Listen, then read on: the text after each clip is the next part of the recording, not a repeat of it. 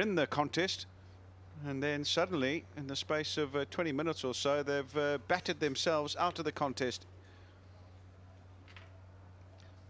In the last 30 balls, they've lost 5 wickets for 25 runs. Oh, short delivery. That'll be wide. It was quite a long way over his head. And square leg umpire just signals to the umpire standing at the bowling end that, yeah, that's over his head. And you can stretch the arms. That brings up the 100. Meaningless, really, in the context of this game. Needing 196 for victory. And they've fallen away alarmingly, have the Paktia Panthers.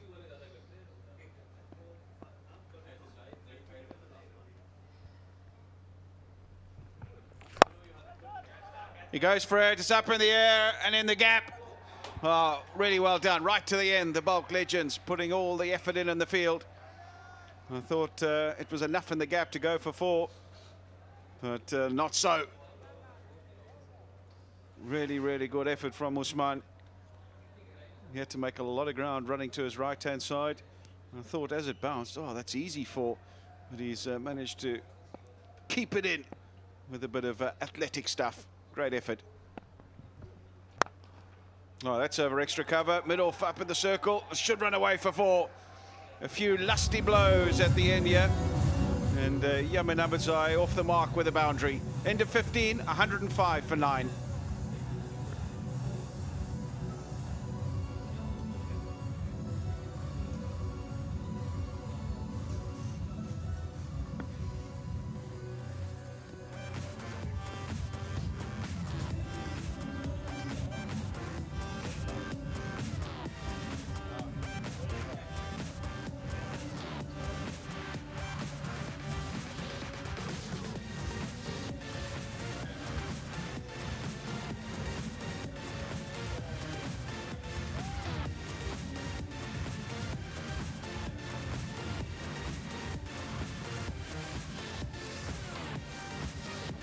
Right, 195 for 4. The Balkh legends. That was a really good score to post on this particular surface.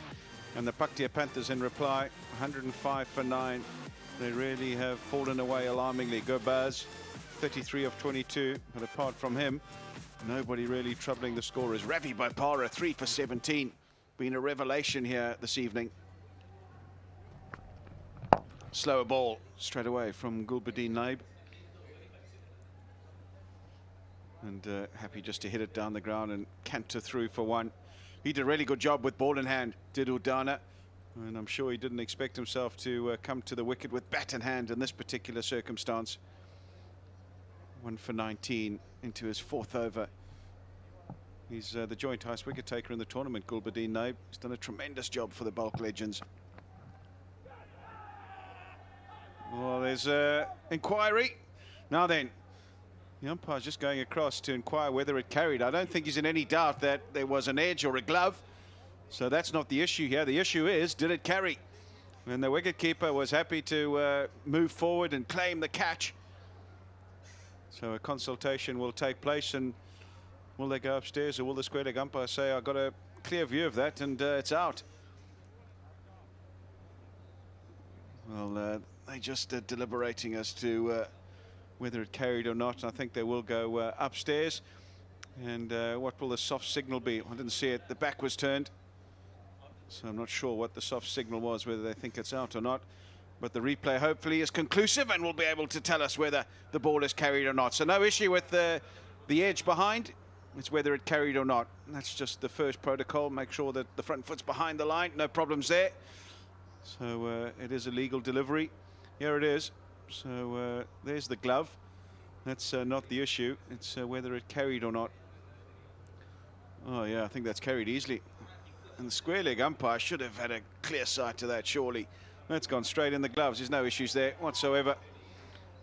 And the fingers are underneath that. Yeah, there's no issues there. I think that the third umpire can come back to the standing umpires and say, no problems, out. And that'll put an end to the agony for the Paktia Panthers. Yeah, confirmation of that. They lose the last wicket and finally are bowled out for 106 in this game 13 of the Afghanistan Premier League. And it's been a really meek effort, you'd have to say, from the Paktia Panthers. They started off pretty well, were up with the run rate, but in the end, they fell away. No one in the middle order coming to grips with the bowling, coming to grips with the conditions generally. This is just confirmation of that final wicket. Short down the leg side, bit of glove, and straight into the gloves. No problems there, and Gulbuddin Naib takes another wicket and moves to the top of the table insofar as the wickets are concerned in this particular tournament. Great effort from him, handshakes all round. The Balkh legends have pulled off an emphatic victory here, winning by 89 runs. It doesn't get any bigger and better than that. And the Paktia Panthers will be left to rue how their batting collapsed in the face of some very disciplined bowling and good fielding from the Balkh legends.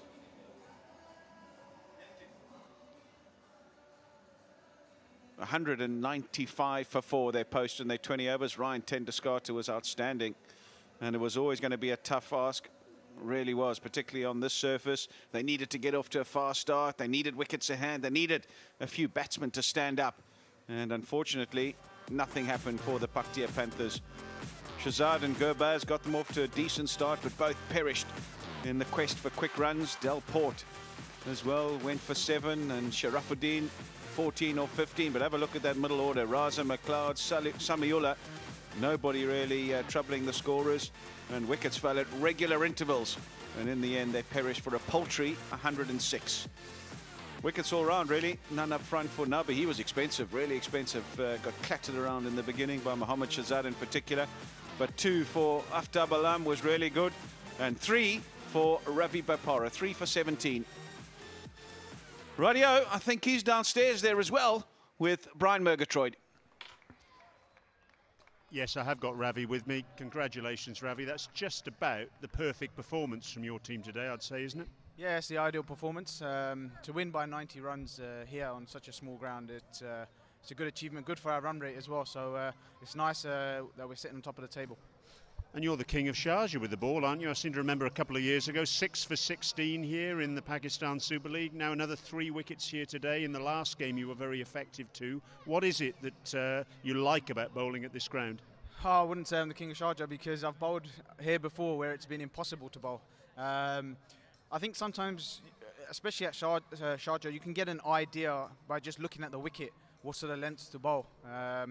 And today, when I saw the wicket, I thought the best length is a good hard length. It was hard to score off that length, actually. So sometimes you just got to assess the conditions well and stick to your plan. Top of the table now, obviously. I think that more or less guarantees you a place in the semi-finals. Is it still a case of one match at a time, or can you look that far ahead now? No, I think it's really important that we go into the next stage of the competition in good form, with all the players in good form. If you're winning, that means batters are scoring runs, you know, bowlers are bowling well and taking wickets. That's what you need going into the semi-final and final stages. You need confidence. All the players need to be confident, and it goes a long way. Ravi, congratulations for the way things went today, and see you next match. Thank you very much. Wise words there from Ravi Bopara. And, well, he assessed the conditions really well out there, bowled the right length and ended up with 3 for 17. Confirmation of that massive victory for the Balkh legends. 195 for 4, winning the toss, electing to back first. Ryan Tenduskarter, 74 not out, or 41, the backbone of the innings. Sekundar Raza, 1 for 12. And then the Paktia Panthers, well, they could only muster 106. Gurbaz and Mohammad Shahzad, 33 and 16 respectively. But it was Ravi Bopara and Aftab Alam, really, that were the chief destroyers. And the Paktia Panthers, well, nowhere near in the end, losing by 89 runs.